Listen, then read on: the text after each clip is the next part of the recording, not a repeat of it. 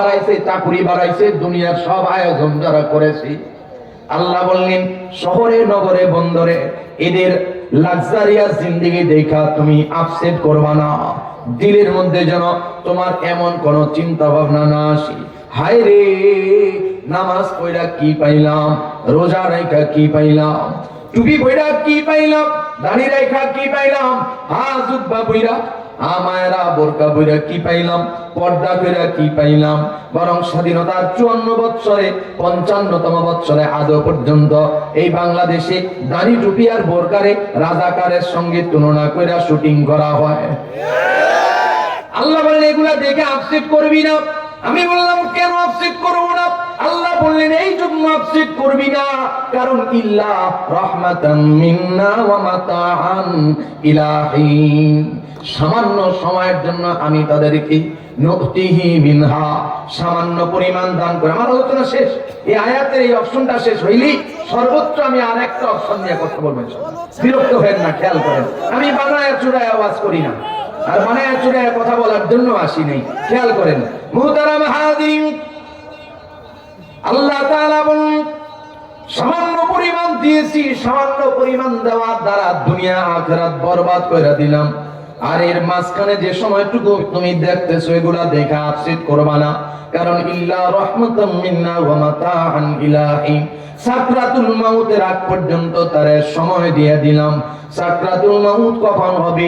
ইদা জাআ আজালুহুম লা ইস্তাখিরুনা সাআতান ওয়া লা ইস্তাকদিমুন। মালাকুল মাউত আজরাইল হাজির হবেন। কখন হাজির হবেন? রব্বে কাবার নির্দেশ হবে। নির্দেশ হওয়ার 1 সেকেন্ড যারা পরিমাণ সময় আগেও মালাকুল মাউত আসবে না, আর সেই নির্দেশ হওয়ার 1 সেকেন্ড বা যারা পরিমাণ সময় পরেও মালাকুল মাউত আসবে না। মুহতারাম হাজিরিন, আল্লাহ বলেন সাকরাতুল মাউতের আগ পর্যন্ত সময় দিলাম। হ্যাঁ, এর আগে আরো একটা সময় আছে। আমি বললাম রব্বুল আলামিন আপনি যে বললেন আমি আপসেট হইব না, আপসেট হইতে নিষেধ করলেন, কিন্তু আমি তো দুর্বল চিত্তের মানুষ, কখন সাকরাতুল মাউত আসবি আর কখন তাদের এমন কি বলে নির্ধারিত পয়েন্ট আসবি ওইটা তো বলতে পারি না। কিন্তু আমি আল্লাহর নবী রীতি মুহাম্মদ 1450 বছর পরে জমিনে আসছি। আল্লাহ আপনারে দেখি নাই, আপনার হাবিবকে দেখি নাই, জান্নাত জাহান্নাম দেখি নাই। যেই জমানায় থাকি এই জমানায় কুফর আর হারাম শক্তির পাওয়ার বেশি, যার কারণে আমার দিলের মধ্যে পরিবর্তন আসতে চায়, দিলটা অন্যদিকে ঘুরে থাকতে চায়। আল্লাহ বলেন ঠিক আছে, যা তোর দিলকে শিক্ষা দেওয়ার জন্য পাশাপাশি আরো কিছু কারণ নিয়ে আমি তোর সামনে দলিল উপস্থাপন করে দিলাম। আমি বললাম আল্লাহ তাআলা কেমন দলিল?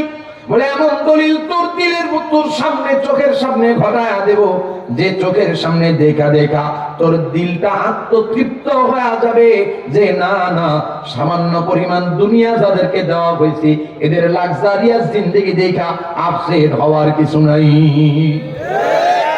আমি বললাম আল্লাহ একটু দেখায় দেন। আল্লাহ বললেন পিছনে তাকাও।